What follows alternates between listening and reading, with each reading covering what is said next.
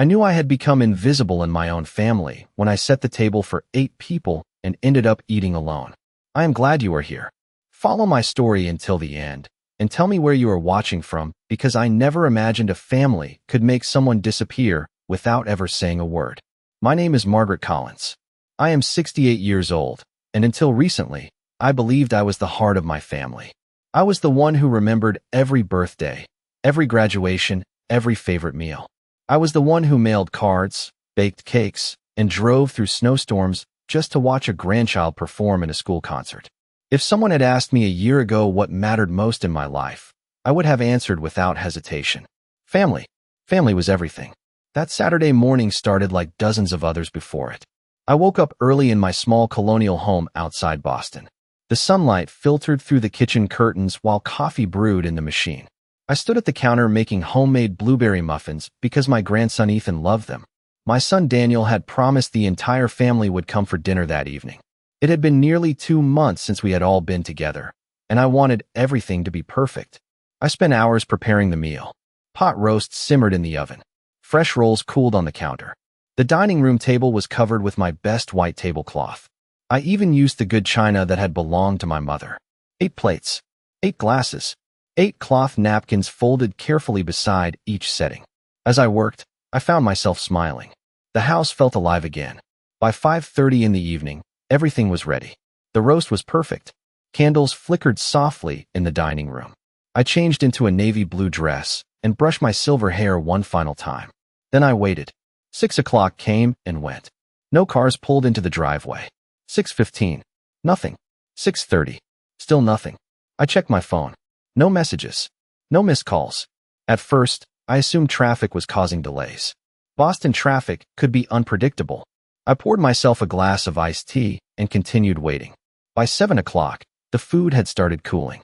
My smile had disappeared. I called Daniel.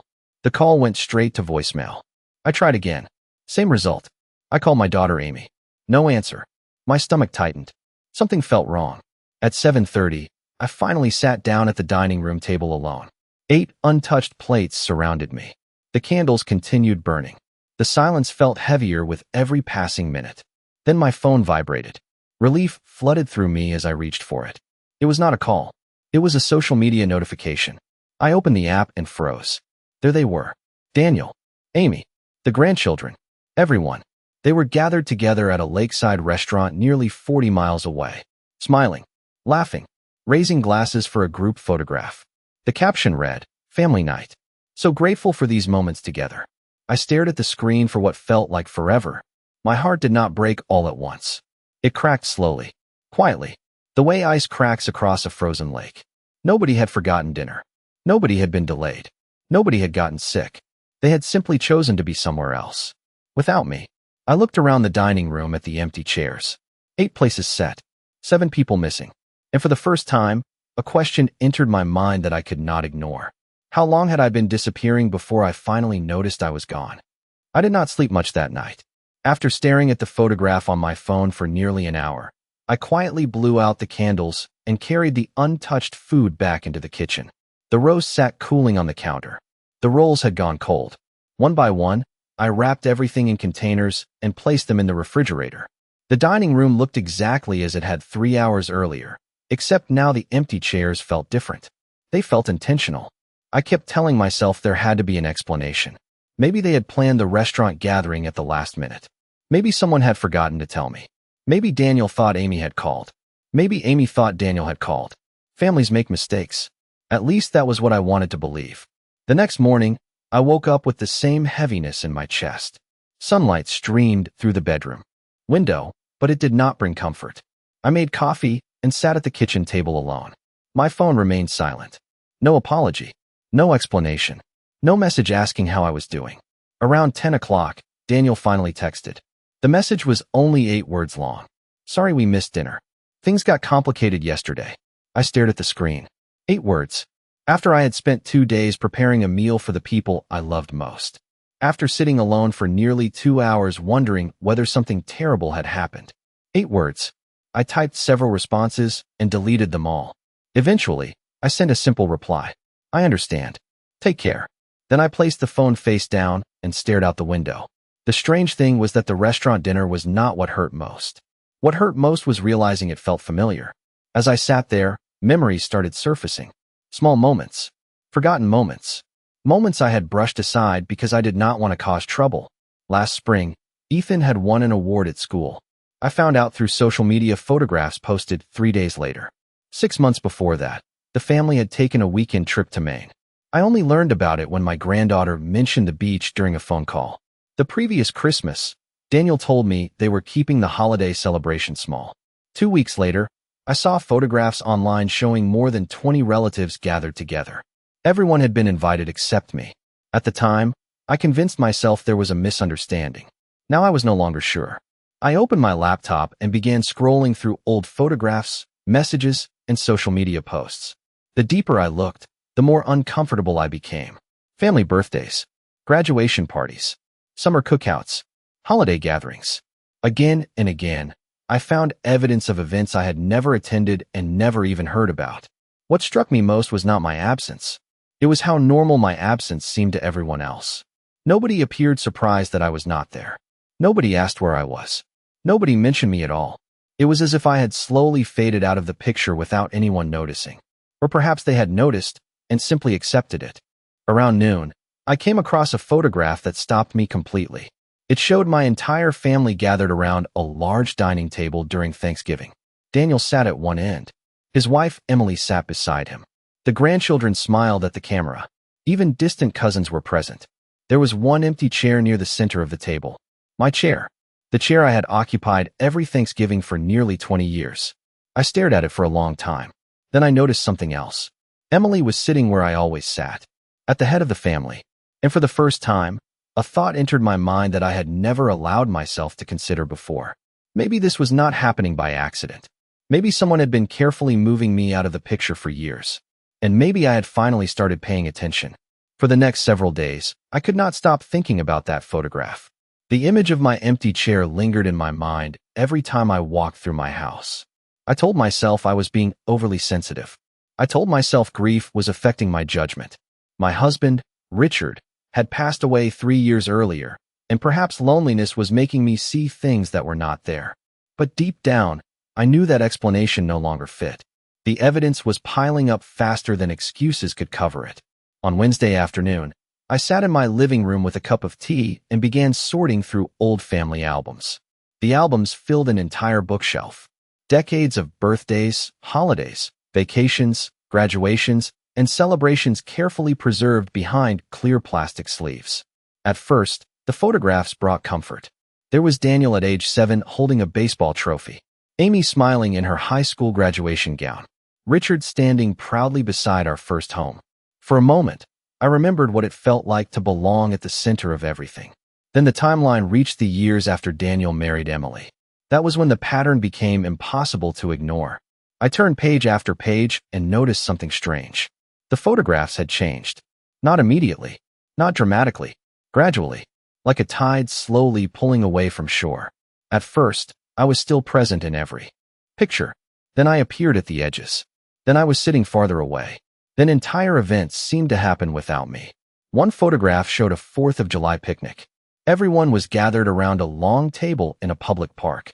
I remembered seeing the picture online 2 years earlier. At the time, Emily told me it had been a last-minute gathering. Looking at it now, I noticed customized decorations, printed banners, and matching shirts. Nothing about it looked last-minute. Another photograph showed Ethan's 10th birthday. There was a large cake shaped like a baseball field. More than 20 guests filled the room. I had never seen that cake before. I had never even known the party happened. Yet there it was, preserved in photographs as though my absence was completely normal. I continued turning pages. The memories grew heavier. School events, holiday dinners, weekend trips, family reunions. Again and again, I found myself asking the same question. Why was I not there? More importantly, why had nobody noticed I was missing? That evening, my granddaughter Sophie called. Sophie was 16 now and still spoke to me more honestly than most adults. We chatted about school, friends, and summer plans. Then she casually mentioned a family barbecue that had taken place the previous month. I felt my stomach tighten. Nobody had invited me to a barbecue. Trying to keep my voice calm, I asked where it had been held. At Aunt Lisa's house, she replied. Everybody came. It was fun. Then she paused. Grandma, I thought you did not want to go. I nearly dropped the phone. What do you mean? Sophie sounded confused. Emily told everyone you were tired of family gatherings and preferred staying home.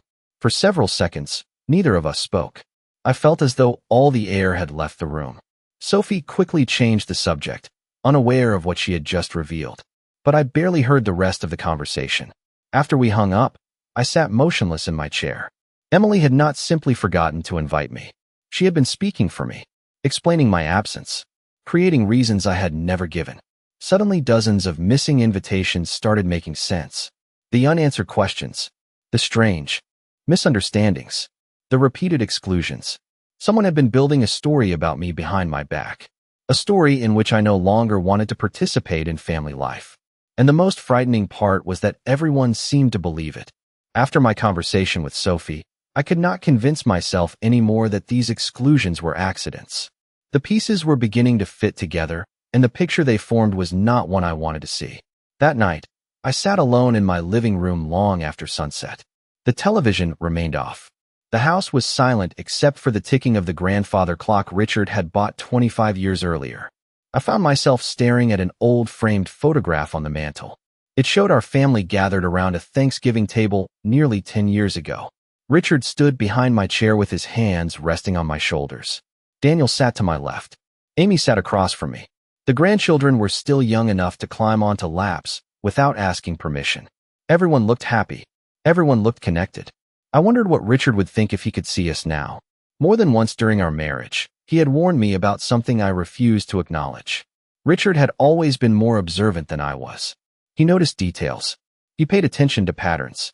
Several years before he passed away, he made a comment that I dismissed at the time. We had returned home from a family gathering, and he sat quietly in the passenger seat while I drove.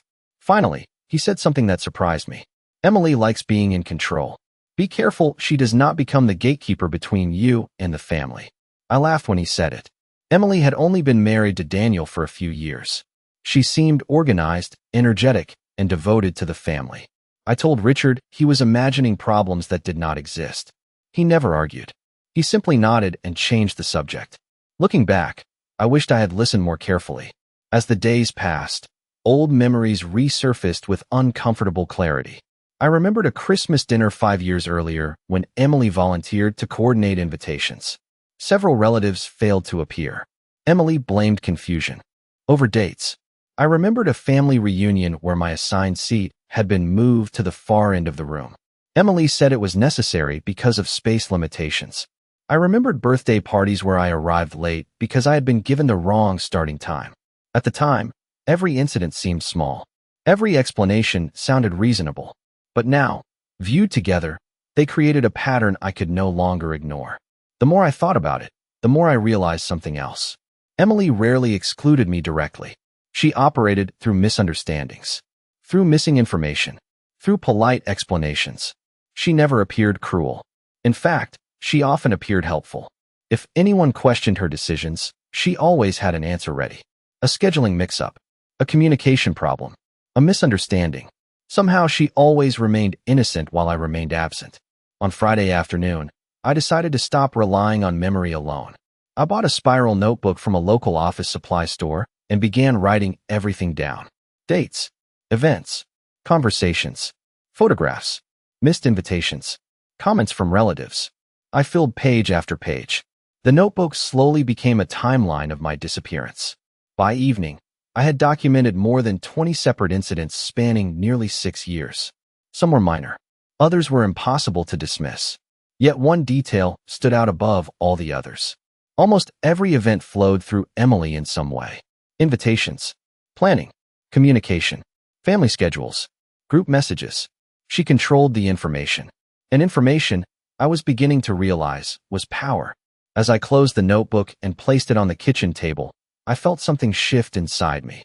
For months, maybe years, I had been reacting to individual hurts without seeing the larger picture. Now I could see it clearly. Someone had not simply pushed me aside.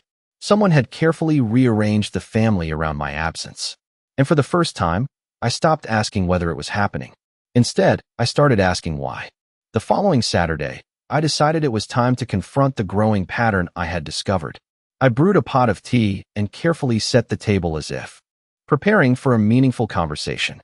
I wanted clarity, and the familiar routine of tea-making provided some comfort amidst the anxiety that had settled into my chest. Daniel called around mid-morning, his voice cheerful as if nothing had changed, unaware of the storm that had been quietly building in my mind.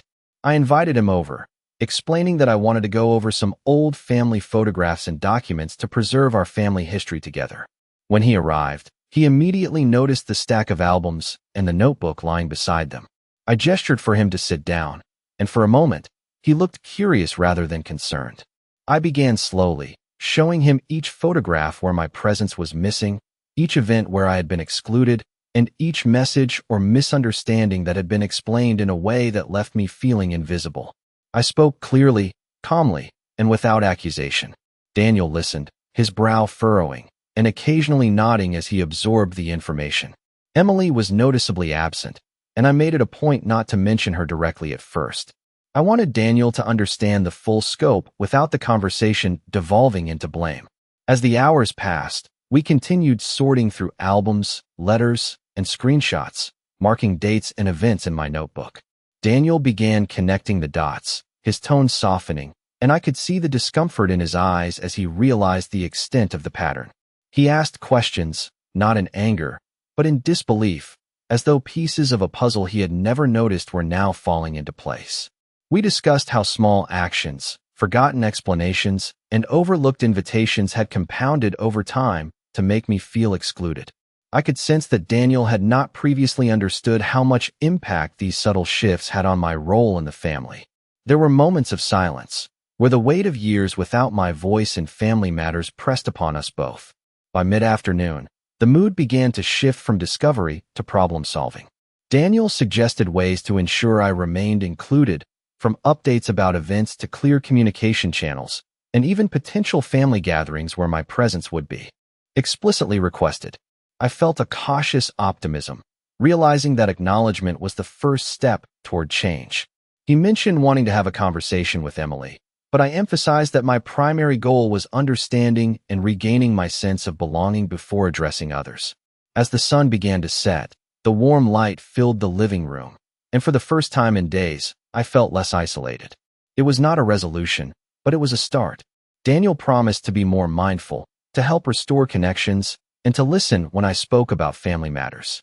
That evening, as I closed the albums and placed them neatly on the shelf, I felt a subtle but significant shift. I was not invisible anymore, not because the world had changed overnight, but because someone finally understood and acknowledged what I had experienced.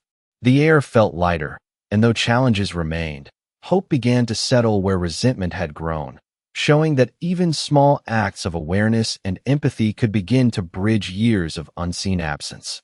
The week after my conversation with Daniel felt different, not dramatically different, not the kind of change that arrives with grand speeches or emotional apologies. It was quieter than that, subtle, almost easy to miss if I had not spent years learning how to notice small things. On Monday morning, I woke up to a text message from Daniel. "Good morning, Mom. Just checking in. Hope you have a great day." The message itself was simple. Most people would not think twice about it. But I sat staring at those words for several seconds. It had been months since he had reached out without needing something first. I replied and set the phone aside. Then I smiled. It was a small smile, the kind that appears when hope cautiously opens a door. Throughout the week, similar things happened. Daniel called twice. Once to ask about a home repair project he was working on. Another time to ask for a recipe that Richard used to make every summer. For years, I had been the person everyone called for advice. Somewhere along the way, those calls had stopped. Hearing his voice again reminded me of how things used to be. Yet despite these improvements, I could not ignore the fact that Emily remained unusually quiet. Normally, she managed most family communication. She organized events, shared updates, and controlled nearly every group conversation. Now there was silence. No calls. No messages. No explanations. It was not anger I sensed. It was caution, almost as if she knew something had shifted and was waiting to see what would happen next. On Thursday afternoon, another unexpected piece of the puzzle appeared. Sophie stopped by after school.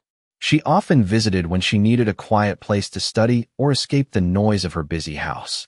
That day, she carried her laptop and a stack of notebooks. We sat together at the kitchen table while she worked on a history assignment. At one point, she laughed while looking at her phone. Curious, I asked what was funny. She hesitated. Then she turned the screen toward me. Grandma, have you ever seen this? My stomach tightened before I even looked. On the screen was a family group chat. Not the one I knew about. A different one. This group included Daniel, Emily, Amy, several cousins, and even the older grandchildren. Hundreds of messages filled the screen. Birthday plans, vacation discussions, holiday arrangements, family photographs, conversations stretching back years. I stared at it in disbelief. I was not part of the group. I never had been. Sophie immediately realized something was wrong. Wait, you are not in this group. I shook my head slowly. No, I have never seen it before. The look on her face told me everything. She had assumed I was included all along. For a moment, neither of us spoke. Then she quietly scrolled upward. The more I saw, the more certain I became that this was the missing link. Nearly every event I had missed had been organized there. Nearly every gathering I learned about afterward had first been discussed there. Entire chapters of family life had unfolded in a conversation I did not even know existed. What hurt most was not being excluded from the messages. It was realizing how effectively my absence had been normalized. Nobody had questioned it. Nobody had asked why I was missing.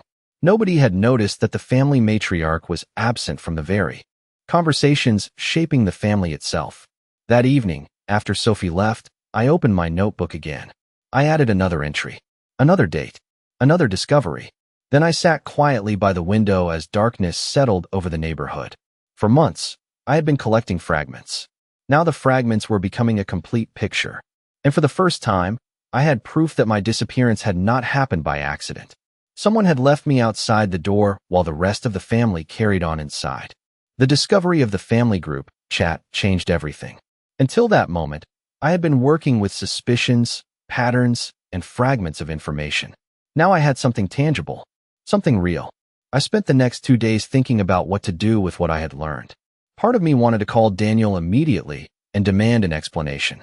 Another part of me wanted to remain quiet and gather more information. In the end, experience one. Over the years, I had learned that answers revealed themselves more clearly when people were not aware they were being observed. So I waited. On Sunday afternoon, Daniel called and invited me to lunch the following week. His voice sounded warmer than it had in a long time. I agreed and thanked him. During the days leading up to our lunch, I continued reviewing the notes in my notebook. The timeline now stretched across multiple pages. Family trips, birthday parties, holiday dinners, school events, charity fundraisers, cookouts, reunions. The same pattern appeared repeatedly. Invitations were discussed in the group chat. Plans were finalized. Everyone attended. I remained unaware. Yet one detail kept drawing my attention. Whenever someone asked whether everyone had been informed, Emily almost always answered on behalf of the family. She would write things like, "Margaret already knows," or "She cannot make it," or "She prefers staying home these days." Reading those words felt strange. They were not dramatic. They were not openly cruel. They were simply untrue. Somehow my preferences, my decisions, and even my availability had been rewritten without my knowledge. Wednesday finally arrived. Daniel and I met at a small restaurant overlooking the harbor. It was one of Richard's favorite places years ago. We ordered lunch and spent several minutes discussing ordinary topics. The weather, the grandchildren, local news. Then Daniel became unusually quiet. He stared down at his coffee cup before finally speaking. "Mom, I need to ask you something. Have you really been avoiding family gatherings?" I looked at him carefully. There it was. The question that had been years in the making. "No, Daniel. I have never avoided family gatherings." His expression changed immediately. Confusion replaced certainty. He leaned back in his chair. "Emily always said you preferred staying home. She said large gatherings exhausted you." For a moment, neither of us spoke. Then I reached into my purse and removed the notebook. Slowly, I opened it and turned several pages toward him. I showed him dates, events, missed invitations, screenshots Sophie had helped me document, photographs of celebrations I never knew existed. Daniel examined the pages in silence. The longer he looked, the more troubled he appeared. Finally, He rubbed his forehead and exhaled deeply. I do not understand. I thought you knew about all of this. That sentence stayed with me. I thought you knew. It explained so much. Daniel had not deliberately excluded me. He believed I was choosing not to participate. Someone had carefully maintained that illusion for years. As lunch continued, more details emerged. Daniel admitted there had been occasions when he specifically asked Emily to invite me. He assumed she had done so. He remembered conversations where relatives asked why I was absent. Emily always had an explanation ready. Everything suddenly made sense. The missing invitations, the awkward misunderstandings, the growing distance. None of it happened overnight. It had been built slowly through hundreds of small moments. By the time lunch ended, Daniel looked exhausted. Not angry, not defensive, simply shocked. As we walked toward the parking lot, he stopped and turned to me. Mom, I think there is a lot I need to figure out. I nodded. There is. Then I got into my car and drove home. For the first time since this journey began, I no longer felt invisible. The truth was finally reaching someone who mattered. And once truth begins moving, it becomes very difficult to stop. The following week brought a tense calm. I spent the days quietly organizing my records, reviewing the timeline of events that had slowly pushed me to the periphery of my own family. Each morning, I went through old photographs, letters, and messages, piecing together the subtle actions that had made me invisible. Daniel called several times, but I did not answer right away. I needed to approach our next conversation with clarity and calm. When Saturday finally arrived, I drove to his apartment, carrying the notebook filled with my findings. The streets were familiar, lined with maple trees whose leaves had just started to turn, casting dappled sunlight across the sidewalks. The air smelled faintly of fallen leaves and morning dew, comforting and ordinary, a stark contrast to the emotional storm I carried inside. Daniel greeted me at the door with a warm smile, though I could see the unease behind his eyes. We moved to the living room, sitting across from each other on the plush sofa, the sunlight streaming through sheer curtains giving everything a golden glow. I opened the notebook and began showing him the documented evidence, explaining the patterns, the missed invitations, the rewritten messages, and the subtle ways my preferences were disregarded. Daniel listened intently, occasionally nodding, his brow furrowing as he processed the information. We spoke for hours, dissecting each moment where miscommunication had been orchestrated and where assumptions had been made about my absence. With each revelation, Daniel's expression shifted from surprise to realization, and then to regret that he had unknowingly allowed these patterns to continue.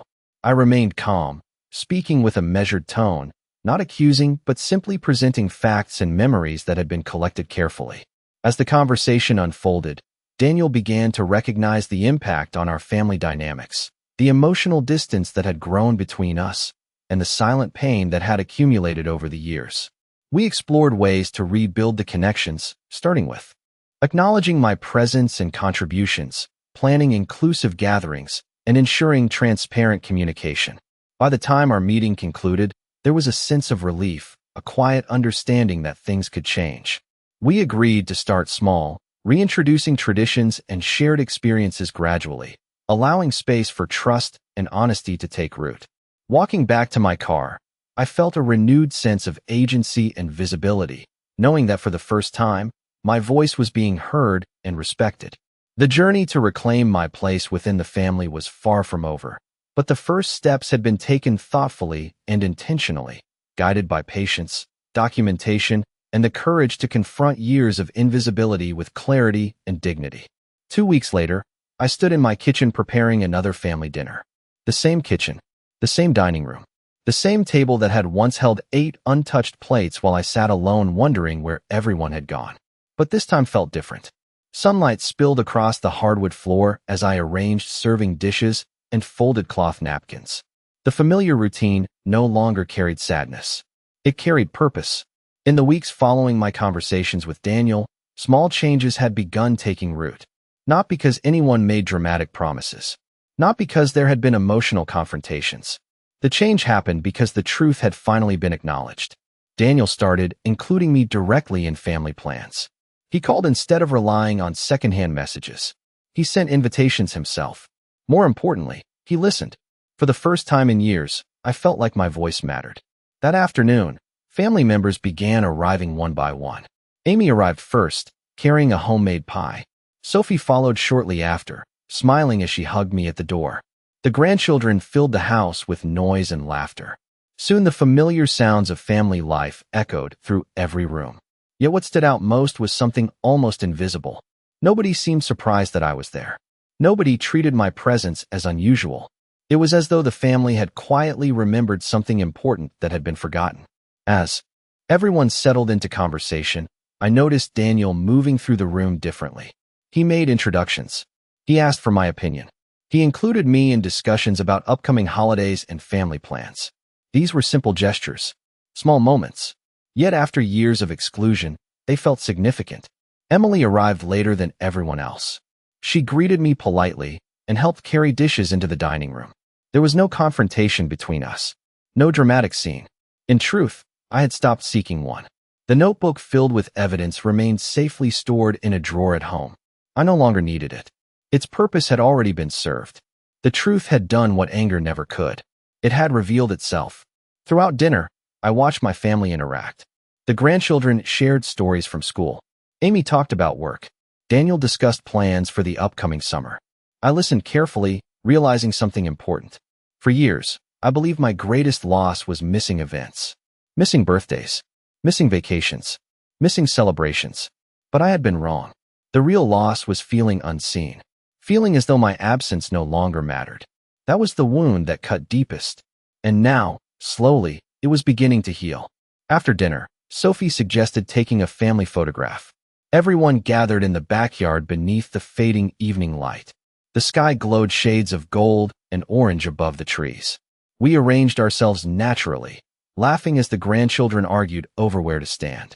Then something happened that nearly brought tears to my eyes. Daniel looked around and said, "Mom, you belong in the center." There was nothing dramatic about those words, yet they carried more meaning than he could possibly know.